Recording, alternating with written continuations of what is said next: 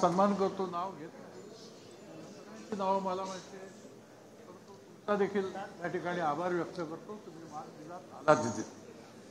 या ठिकाणी फक्त मी उल्लेख करेन श्रीकांत शिंदेच्या बरोबर ज्यांनी मला साथ दिली या उभारणीसाठी, ते अरुण मोरे, शिवप्रसाद भामरे, देवा कदम, राजेंद्र मडगावकर, रवी विचारे, मिलिंद पंडित, सुप्रिया करंडे, विजय परब, दीपक कलिंगन, संतोष बामणे, सचिन कदम, दिनेश बुरुणकर, करण ठाकूर यांनी फार मेहनत घेतली. आज या ठिकाणी साधारणपणे 1200 ते 1300 डेलिगेट आलेले आहेत. काही आस्थापना अजून येण्याच्या दिशेने मानसिकता तयार झालेली आहे. जे आले त्यांना त्यांचं जे डेलिगेट पास आम्ही 100 मागत होते, 50 दिले, 200 मागत होते, 150 दिले, असं करून आम्ही लिमिटेड ज्या थोडक्यात म्हणजे रेशनिंग केलं आम्ही. पुढचा जो आमचा वर्धापन दिन आहे शिंदे साहेब, तो वरळी डोमला आपण करू तुमच्या आशीर्वादाने, तो करणार आम्ही. तेवढी संख्या आहेच. हे जे आले सक्रिय कार्यकर्ते त्यांचं मी अंतःकरणापासून या ठिकाणी स्वागत करतो. आणि या ठिकाणी मी आपल्याला एक वचन देतो की ज्या पद्धतीने ह्या मुंबई शहरात, मुंबई उपनगर, ठाणे, कल्याण, डोंबिवली, नवी मुंबई, वसई, विरार, पालघर, पनवेल या सगळ्या भागातून जो बुद्धिजीवी नोकरदार वर्ग इथे येतो, तो नाही म्हटलं तरी साधारणपणे रेल्वेकडच्या प्रमाण काढलं मी 40 ते 50 लाख लोक सकाळी चर्चगेट आणि व्हीटीला उतरतात ह्या भागातले, आपल्या मतदारसंघातले. आणि ते जे आहेत ते सकाळी 10 ते संध्याकाळी 7-8 तास इथे वेगळ्या वेगळ्या भागात मरीन लाईन, कुलाबा, नरिमन पॉईंट, व्हीटी, चर्चगेट ह्या ठिकाणी नोकरी करतात.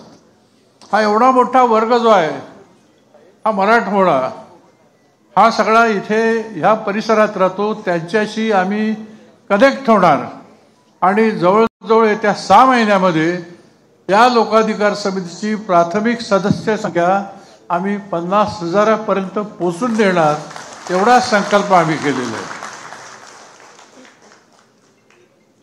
मी शिवसेना लोकाधिकार आणि मी ह्या पुस्तकाचं शब्दबद्ध केलं, त्याचं प्रकाशन मान्यने आपण केलं, त्यालाही देखील आपण प्रोत्साहन दिलं होतं. पण आज या संघटनेचं जे उद्घाटन होते तो सुद्धा मणिकांचन होय तुमच्याच हस्ते होतोय. तुमची इच्छा होती म्हणून होतोय आणि तुम्ही प्रोत्साहन दिलं म्हणून होतंय.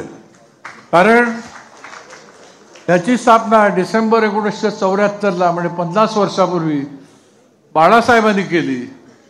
त्यांचेच विचार घेऊन तुम्ही आज पुढे चाललेला आहात.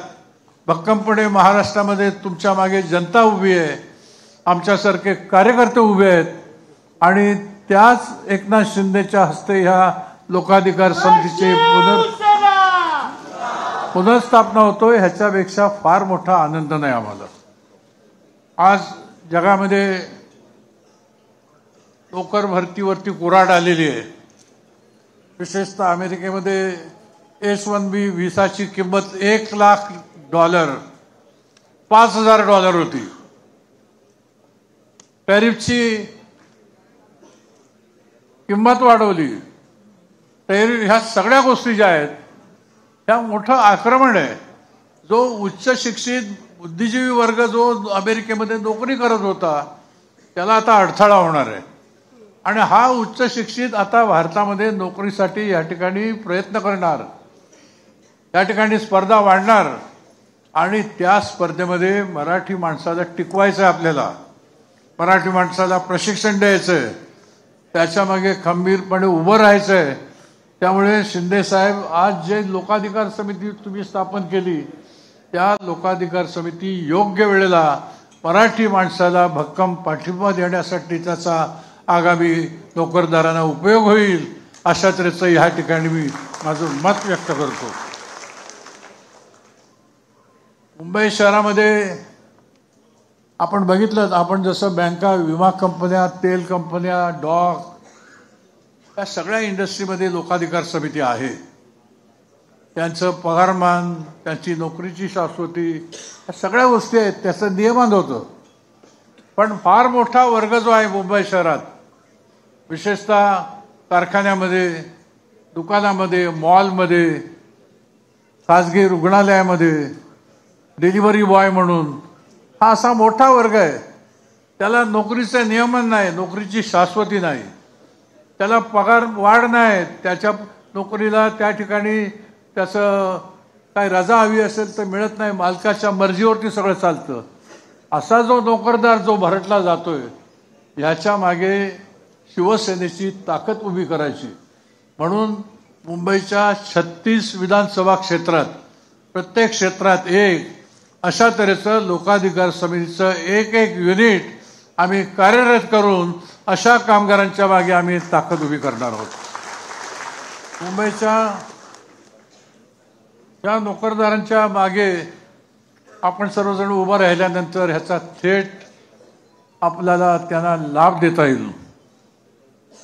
ह्या चळवळीची परिपूर्ण माहिती आपल्याला माहिती आहे. आयुष्यभर संघर्ष केलेले पक्षाचे दोन ज्येष्ठ नेते रामदास भाई आणि अडसूळ साहेब आपण आलेला, आपल्याला सर्व माहिती आहे. तुम्ही आलात, तुमचा आशीर्वाद पाहिजे, तुमचं नेतृत्व आमच्या ह्या कार्याला पाहिजे. त्याचबरोबर मीनाताई कांबळी पण आहेत आमच्या जुन्या महिला आघाडीच्या. आज आपले केंद्राचे मंत्री कळले की नाही, प्रतापराव आलेले दिल्लीवरून मुद्दाम. मी खास त्यांना निमंत्रण केलं. त्यांना म्हटलं आमचा संबंध दिल्लीशी असतो, आमचा संबंध दिल्लीची कार्यालय, दिल्लीचे महामंडळं, राज्याची कार्यालय, राज्याची महामंडळं, त्यांच्याशी आमचा संबंध असतो. आमची प्रशासकीय कामे असतात, आमचं काय व्यावसायिक कामं नसतात. कळलं की नाही. पण आमचा आवाज तिकडे जर चालवायचा असेल तर आमच्या पक्षाचा हक्काचा मंत्री म्हणून आम्ही तुमच्याकडे बघतो आणि आमचं एक ब्रँड ॲम्बॅसेडर म्हणून तुम्ही तिथे काम करा.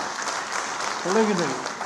त्याचबरोबर राज्याचे मंत्री प्रताप नाव आले नाहीत, त्यांना प्रताप सरनाईक, त्यांना सांगितलं, सतत फोन करून सांगितलं, म्हटलं तुम्ही या, म्हटलं केंद्राचं जसं धुरा वाहणार प्रतापराव जाधव तसं हे प्रतापराव सरनाईक आमचे, ते आले नाहीत. ठीक आहे, पण आपले मंत्री उपमुख्यमंत्री तर आहेत, आमदार आहेत इथे बसलेले, खासदार इथे बसलेले आहेत, त्यांचा सुद्धा आम्हाला उपयोग होणार आहे.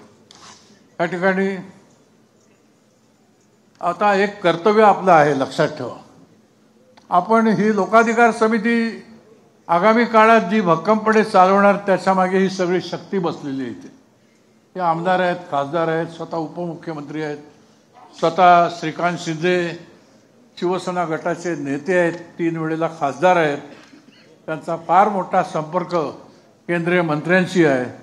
तर आमचे जे काय प्रश्न असतील कुठलेही, ते थेट तिथपर्यंत पोहोचवण्यासाठी आमच्या ह्या शक्तीची आम्हाला गरज आहे. राहुलला माहिती आहे केंद्रामध्ये कशी कामं चालतात, कशी करून घ्यायला लागतात. आता माझगाव डाग तू बघतो आता, हा नरेश मस्के तिकडचा आता युनियनचा तुला अध्यक्ष बनवलेला आहे, तुम्हाला बनवलेलं आहे. कळले की नाही. पण ते फार चांगलं काम आहे. पण माझगाव डॉक जो आहे हे संरक्षण खात्याचं मोठं हे आहे कारखाना.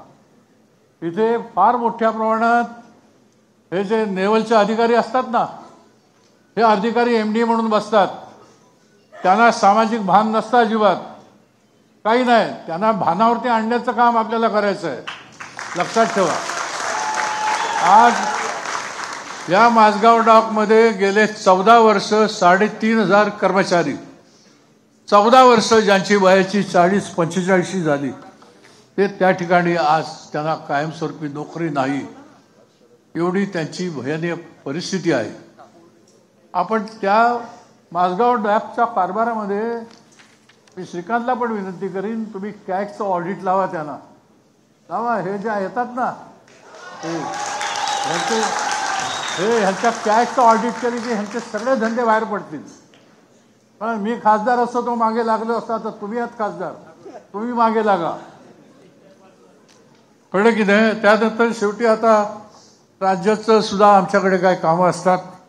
विशेषतः प्रकाश सुर्वे आलेले आहेत, मंगेश कुडाळकर, तुकाराम काते आहेत, अशोक पाटील आहेत, आमचे यामिनी कदम आता माजी झालेत, त्या लक्षवेधी आणि प्रश्नोत्तर मांडा आमच्या प्रश्नासाठी तुम्ही. आम्ही तुम्हाला रेडीमेड आणून देऊ, पाठपुरावा करा. रवींद्र वायकर, तुम्ही एक मुंबईचे आमचे खासदार आहात, कळलं की नाही, ठाण्याचे आमचे आहेत खासदार, तर तुमच्या मार्फत सुद्धा आम्ही काही शून्य प्रहरामध्ये काही सरकारचं लक्ष आकर्षित करण्यासाठी जे काय मदत लागते, जे आतापर्यंत मी करत आलो खासदार म्हणून, पण आता आम्ही तुमच्याकडे देऊ, तुम्ही ते आमचे लक्ष पाठपुरावा करा. शेवटी जाताना सांगतो, आमची जबाबदारी आहे की या महानगरपालिका निवडणूक मुंबईचा ज्याप्रमाणे आम्ही पूर्ण भिस्त तुमच्यावरती ठेवली, या शिवसेनेचा उमेदवार मुंबई मनपामधून कुठल्याही परिस्थितीत निवडून आला पाहिजे, या पद्धतीचा आम्ही या ठिकाणी निर्धार केलेला आहे. आणि त्यासाठी एक पुस्तिका आता आपल्या हस्ते त्या ठिकाणी प्रकाशित झालं. आम्ही जवळजवळ 700 कार्यकर्ते नेमलेले आहेत, 700, जे ज्यांना अनुभव आहे असे, आणि त्यांना आम्ही प्रशिक्षण देणार. आणि त्यांना आम्ही येणाऱ्या काळामध्ये या ठिकाणी जे काय आपले उमेदवार ठरतील, मतदारसंघ ठरतील, त्या ठिकाणी आम्ही त्यांना मतदाराच्या प्रचारासाठी पाठवू आणि आमचं कर्तव्य आम्ही पार पाडू. शिवसेनेचा भगवा आम्ही अखंड त्या ठिकाणी फडकत ठेवू, अशा तऱ्हेचं अभिवाचन देतो. जय हिंद, जय महाराष्ट्र.